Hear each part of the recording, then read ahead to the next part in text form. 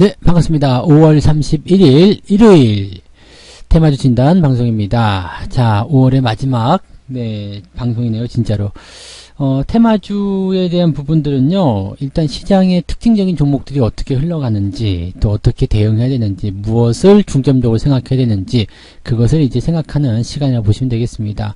그래서 모든 관심주, 이슈들을 전부 다 다룰 수는 없겠습니다만, 그 중에서 대표적인 것들 위주로 말씀드리고 있으니까 참고하시면 좋을 것 같습니다. 자, 일단은 오늘은 거래량이 조금 많이 늘어난 종목들, 파미셀, 남선알루미늄 볼 거고요. 그 다음에 뉴스, 테마, 특징이 좀 있는 종목들, 기아차와 고려산업.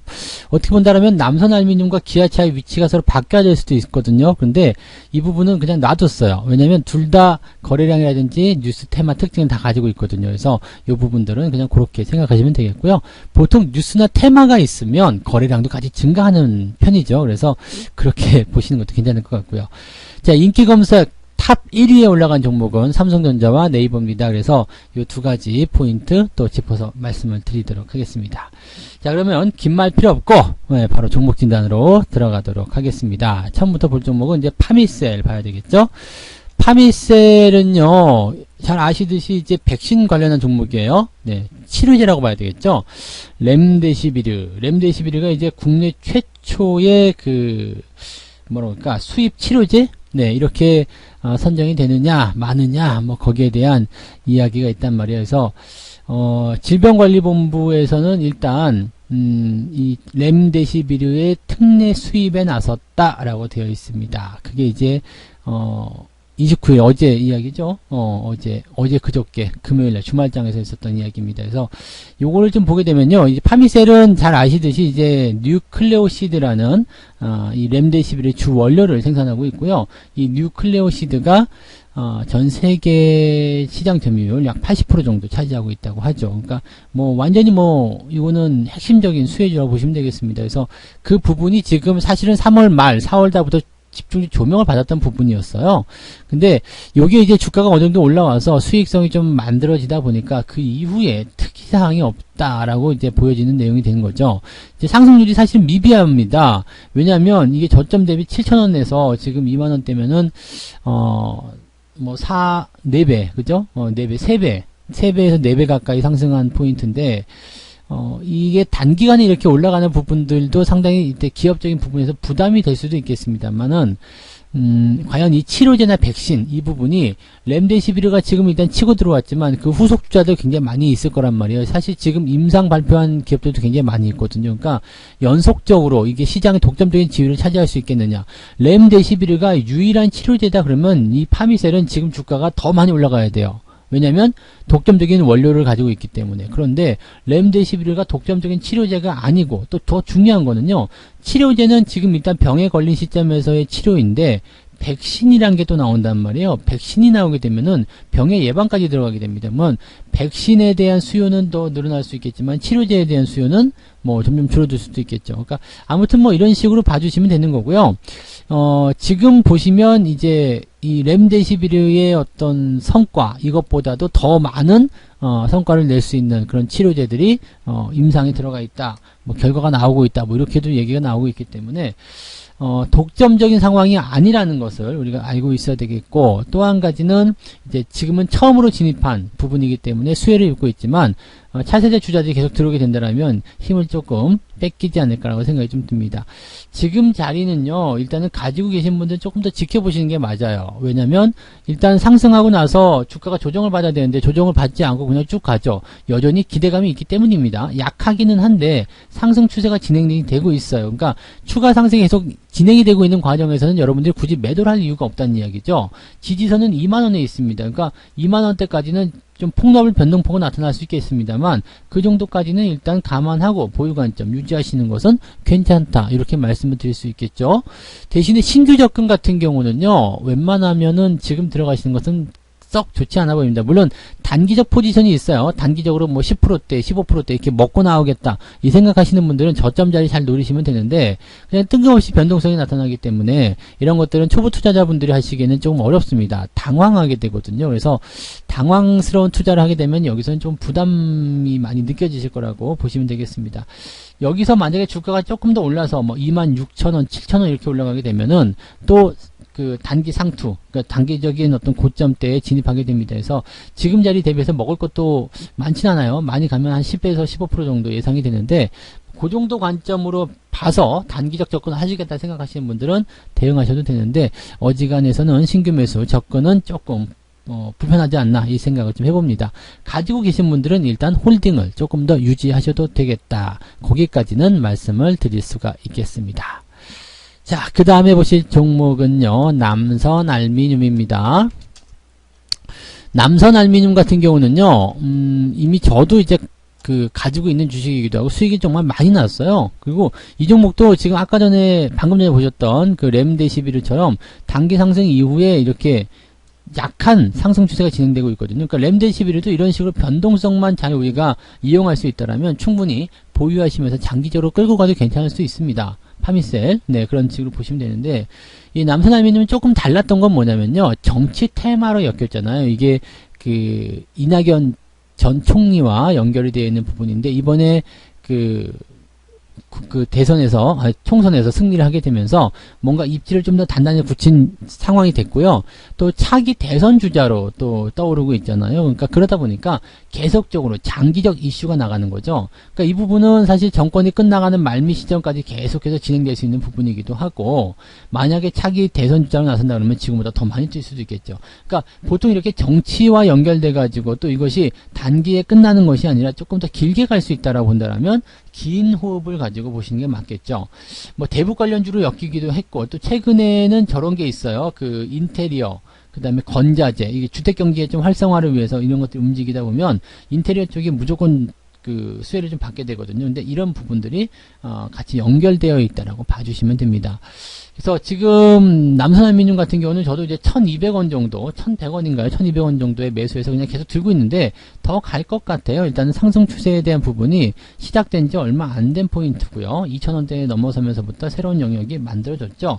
그 다음에 아직 급하게 올라가는 모습은 아닙니다. 뭐 군데군데 이제 한 번씩 튀는 자리들이 있잖아요. 이렇게 한 번씩 튀는 자리들, 이런 자리들만 좀 조심하시면, 무리하게 따라가지만 않으시면 이 추세선 안쪽에서는 충분히 여러분들이 매수하실 수 있는 포인트가 나타나게 됩니다. 자, 지지선 때 잘 보시면 과매도 국면 들어가기 전에 딱 매수 포인트가 나오는 거 확인이 되시잖아요. 그 다음에 오버슈팅 했다 그러면은 과매수 국면 들어가서 상투, 단기 상투가 형성되는 그런 모습까지 나타나고요. 근데 어쨌든 장기적으로 볼 수 있는 포인트이기 때문에 보유 관점 그대로 유지하시는 건 나쁘지 않아요. 다만 지금은 약간 상투권이라고 해야 되나요? 약간 단기 고점에 들어갔기 때문에 조정이 조금 들어갈 수도 있는 그런 위치라고 봐주시면 됩니다. 근데 조정이 지난번하고 좀 다른 게요. 다른 때는 음봉으로 뚝뚝 떨어졌는데 이번 또 양봉도 같이 나왔거든요. 그래서 아마도 이제 차기 대선 주자에 대한 부분에서 이제 홍정욱 테마가 이제 가다 보니까 여기에서 뭐 대항마로 또 같이 움직인 게 아닌가 생각이 되기도 해요. 나도 간다 이런 거 있잖아요. 그런 부분이 있어서 사실 정치 테마가 엮이게 되면 어떻게 될지 모르는 게 정답이거든요. 잘 몰라. 네, 왜냐면 상황이 어떻게 될지 모르기 때문이죠. 근데 어쨌건 지금 상황에서 본다라면은 이 내용 같은 경우는 조금 길게 보시는 것이 더 유리할 것 같다 생각이 좀 들어요. 그래서 가지고 계신 분들은 일단은 보유 관점 유지하시면 좋을 것 같고요. 뭐 비중이 좀 많으신 분들은 단기적 차익 실현을 통해서 비중 조절을 좀 해주시는 것은 괜찮다 말씀드립니다. 신규 매수 같은 경우는 적어도요, 여기 5,000원 라인대나 또는 그 아래쪽 들어와서 뭐 4,000원대 아래쪽 이렇게 보시는 게 좋은데 4,000원 아래쪽까지는 너무 멀리 가는 부분이기 때문에 아마도 이제 이 상승 추세의 윗부분이겠죠. 네, 여기 윗부분 이제 가격이 연장되면은 한 5,400원 정도 나올 것 같습니다. 그래서 5,400원 정도를 이제 지지선으로 보면서 홀딩을 유지하시면 되겠다. 그 말씀 드리고요. 신규 매수 같은 경우는요, 이제 이런 것들은 쪼개서 매수하셔야 돼요. 분할로 조금씩 하시는 게 맞는데, 가급적이면 이제 너무 높은 이런 단기 꼭지점 자리 말고요. 좀 들어왔을 때, 조정이 들어올 때, 그럴 때 봐주시는 게 맞을 것 같습니다. 그래서 신규 접근은 지금은 조금 기다리셔야 되거나 아니면 소량만 매수하고 상황을 보고 다시 보자 이 말씀을 드릴 수가 있겠네요. 네. 자, 그 다음에 볼 종목은, 네, 기아차죠. 기아차. 네, 기아차 같은 경우는 주가가 많이 올랐어요. 저는 기아차가 벌써 이모작이거든요. 약간의 이제 단기적 포인트라고 좀 보셔도 되긴 하는데, 저는 그 당시에 여기서 매수했죠. 네, 여기 근처에서 매수해가지고요. 여기서 팔았죠. 여기서 팔아가지고 이 당시 수익률만 27%가 나왔었거든요. 네, 그래서 제가 뭐, 실제로 매매한 건 다 보여드렸죠. 근데 여러분들 지금 어떤 주식 사서 팔았다 이 말씀도 드렸었고, 그 다음에 다시 재매수가 된 자리가 29,000원이네요. 여기 요 근처에서 매수해가지고 지금 현재 또 15% 수익이 나오고 있는데, 뭐 기아차에 대한 매매는 첫 번째 매수라든지 두 번째 매수 다 우리가 방송을 통해서 말씀을 드렸기 때문에 뭐 방송 열심히 보신 분들은 아마 같이들 하셔가지고 수익 잘 내고 계시리라 생각합니다. 이거 말고도 뭐 수산중공업도 있었죠. 수산중공업도 지금 주가 많이 올랐어요. 그래서 이런 것들 일단 보시면 되는데, 중요한 건 이제 기아차가 많이 올라갔는데 왜 올라갔느냐죠. 이 부분은 제가 그 종목을 매수할 때 나 이 종목 이래서 매수했어 라고 충분히 말씀을 좀 드린 부분이 뭐냐면, 경기가 회복되고 있다는 이야기죠. 경기가 회복돼서 경기 민감주, 경기 회복이 된 수혜주로 자동차 관련주들이 포함이 된다. 경기 민감주거든요. 그런데 왜 기아차가 더 현대차보다 더 많이 오르느냐? 이것은 가격 차이 때문에 그렇습니다. 여러분들 이제 그 개인들도 들어오고 외국인도 들어오고 기관도 들어오게 되겠지만은 지금 자금이 큰 규모에 있는 종목 그런 매수 주체들 같은 경우는 뭐 큰 주식을 사는 게 더 나아요. 시총 상위권 가격에 신경 쓰지 않거든요. 일단 1,000억 원 집행이야라고 하면 1,000억 원 집행인데, 개인 투자자들 같은 경우는 여전히 가격이 조금 더 저렴한 걸 좋아하죠. 현대차와 기아차 주식 뭐 살래 그러면 현대차보다 기아차를 사겠다고 합니다. 왜냐면 현대차 한 주 살 돈으로 기아차를 3주를 살 수 있거든요. 네. 거기서 뭔가 희열을 느끼는 것 같아요. 근데 올라가는 퍼센테이지는 똑같아요. 현대차가 10% 올라가게 되거나, 기아차가 10% 올라가게 되거나, 뭐 10주를 갖고 있나, 100주를 갖고 있으나, 이 올라가는 수익률은 똑같은데, 기분적인 차이가 좀 있는 것 같기도 하고요. 그래서 실질적으로 기아차의 매수가 조금 많이 쏠렸다라고 보시면 되겠습니다. 그러다 보니까, 이제 그 주가가 상승을 더 많이 했다고 보시면 되겠고요. 자동차 업황 전체적으로 좋은 흐름이에요. 지금 뭐 부품주부터 시작해가지고요. 다 같이 올라오고 있는 장세라서, 이렇게 경기가 회복되어가는 과정 속에서 만들어지는 이런 종목군들은 더 들고 가시는 게 맞습니다. 그래서 저도 이제는 뭐 당분간은 매도 의견 없고요. 계속 홀딩 전략입니다. 현재 지금 제가 보는 관점에서의 목표 주가는요, 4만원대 넘어가면서부터거든요. 그러니까 4만원 넘어가기 시작하면 요 매물 보이시죠? 요 매물대가 이제 저항으로 압박을 하게 될 겁니다. 그래서 지금 상승 여력이 남아있는 것을 보면은 뭐 현재가 대비해서 한 4, 5% 정도 더 추가 상승은 나올 수 있겠다 예상이 됩니다. 물론 오늘처럼 양봉이 커지게 돼버리면, 그죠? 주말처럼 양봉이 커지게 나와버리게 되면 그 이후의 상승이 조금 불투명할 수도 있어요. 조정을 받고 다시 갈 수도 있겠는데, 어쨌든 궁극적으로 결과적으로는 저 위쪽 저항대 근처까지는 한번 갈 것이다라고 보시면 되겠죠. 그래서 보유하신 분들은 그냥 편안하게 보유하시면 되겠고요. 신규 접근하시는 분들은 일단 양봉이 커졌기 때문에 여기서 추가적으로 더 올라가 버리게 된다면 매수 기회가 없습니다. 그래서 신규 접근은 피하시는 게 일단은 맞겠고요. 만약에 주가가 아래쪽으로 내려와서 지지선대가 만약에 32,000원 정도 형성되어 준다라면 그 위치는 매수를 한번 해보시는 것도 나쁘지 않아요. 그래서 그런 자리들 3만원대 가장 근접한 위치, 내가 살 수 있는 가장 싼 가격들 한번 노려보시는 게 좋겠습니다. 근데 지금은 약간 뭐 금요일에 양봉도 컸고 추가 상승이 나오면서 약간 단기적 고점권에 들어갈 가능성이 높아요. 그래서 당장 신규 매수는 하지 않도록 하시기 바라고, 그 다음에 단기적 조정 좀 무서우신 분들, 그런 분들은요, 주가가 강하게 뛰어서 만약에 4만원 근처, 즉 3만원대 후반까지 진행을 한다라면 38,000원 정도까지만 진행을 해도 단기적 차익 실현을 고려할 것인지, 조정을 감안하고 장기적으로 그냥 끌고 갈 것인지를 고민하셔야 되는 시기라고 보시면 되겠습니다. 가지고 계신 분들은 홀딩, 없는 분들은 일단 조금 기다렸다가 상황 보고 매수하자, 그렇게 정리를 해드립니다. 네. 자, 그 다음에 볼 종목이 고려산업입니다. 고려산업은 뭐 잘 아시겠습니다만 정치 테마예요. 네, 홍정욱 관련주로 엮였는데, 사실 뭐 그게 아주 대단한 관계는 또 아니잖아요. 그냥 국립중앙박물관인가요? 네, 거쪽에서 이제 이사진을 같이 맡았다, 뭐 그런 식으로 해서 이 엮인 종목이긴 한데, 근데 이게 상한가를 가버렸단 말이에요. 그러니까 이 홍정욱이라는 이 차기 대권주자, 보수 쪽의 차기 대권주자라는 이야기 때문에 주가가 상승을 했다라고 봐주시면 되는 거고, 여기서 나온 테마 같은 경우가 이제 KNN이라는 종목이나 고려산업 이런 종목들이 이제 강하게 상한가로 갔다는 얘기입니다.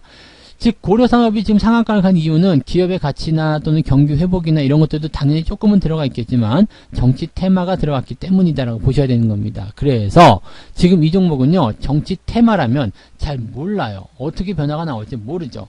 그리고 대선은 아직 시간이 조금 여유가 있는데 벌써부터 이렇게 후끈 달아오를 이유가 없거든요. 일단 그러다 보니까 여기 지금 매수 잔량이 60만 주 많지는 않습니다. 보통은 강하게 재료가 붙게 되면은요 200만 주, 300만 주 이상은 잔량으로 깔고 들어가야 되거든요. 근데 60만 주 정도라면은 갭상승이 안 될 수도 있어요. 뭐 갭상승이 된다고 하더라도 크게 올라가지 못하거나 그런 모습이 있기 때문에 약간은 깎아줄 가능성이 있다라고 보시면 되겠습니다. 그리고요, 이럴 때 제가 말씀드릴 수 있는 부분들은요, 몸통이 이렇게 크잖아요.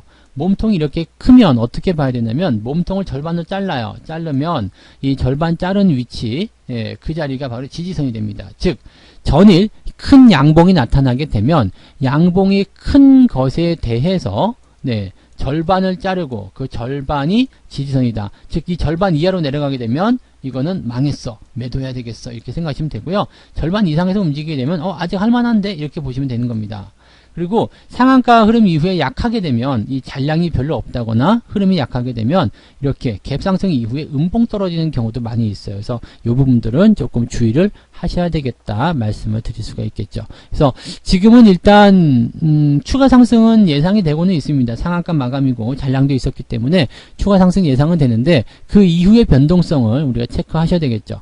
자, 신규 접근 따라가고자 하시는 분들은 이렇게 몸통 절반 아래로 내려갔을 때, 즉 4,000원대 아래로 접근하시는 것이 바람직한 방법이고요. 그 다음에 가지고 계신 분들은 일단 홀딩 하시면서 4,000원대 이상에서는 계속 보유한다. 4,000원 밑으로 내려가게 되면 LI 차익 실현, 이렇게 보셔도 될 것 같습니다.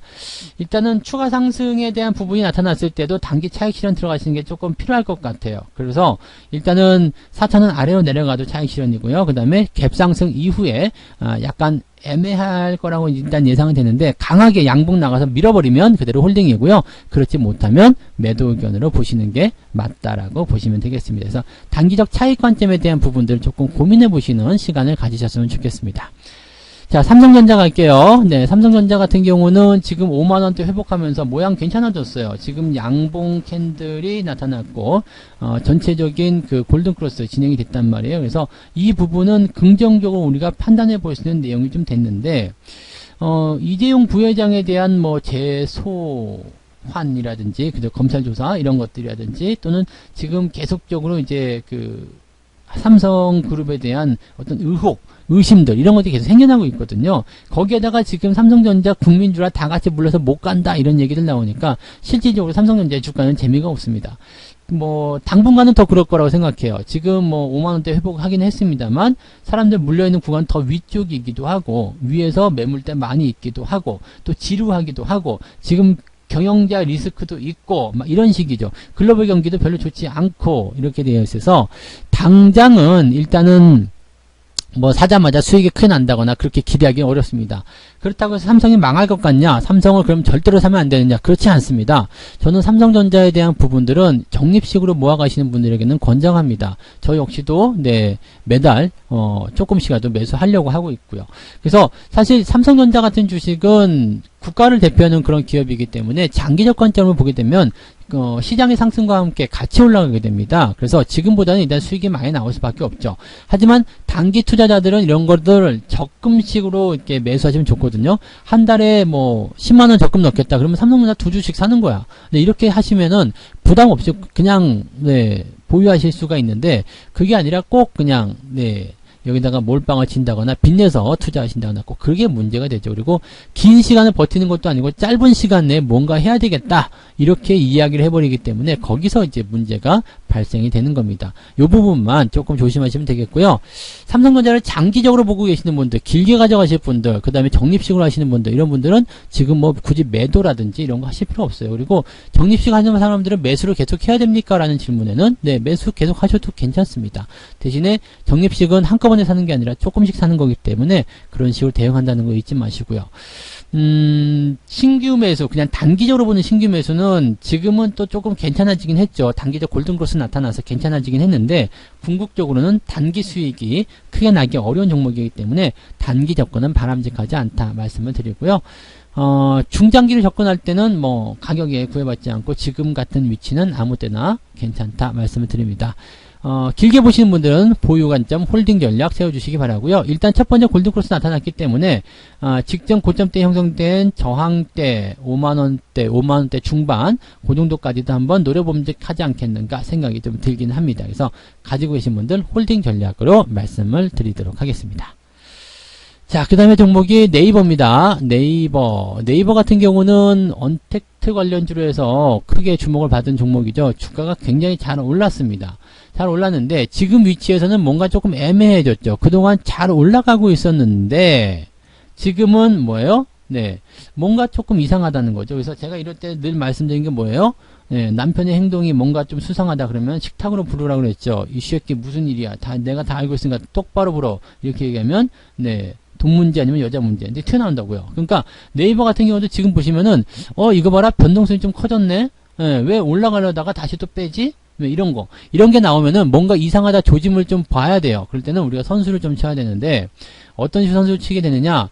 5일선과 21선 데드크로스가 나오면은 이 시점에서는 단기적 매도로 보셔야 됩니다.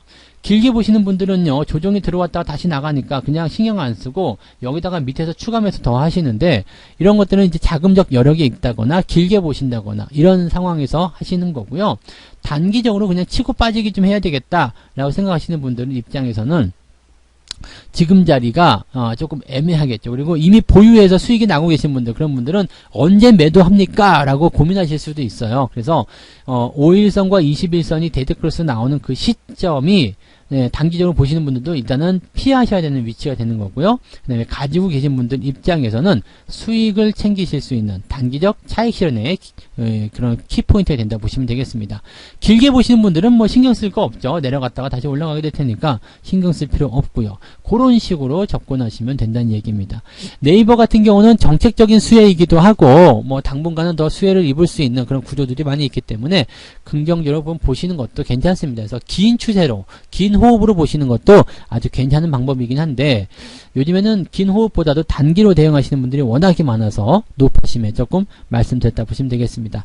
가지고 계신 분들은 일단 홀딩이고요. 5일과 21선 데드 나오면 단기적 매도 포인트다 라고 말씀드렸고, 신규 접근은 네, 지금 위치에서는 일단 관망이 좋습니다. 그래서 하지 않는 것으로 결론을 내드리도록 하겠습니다.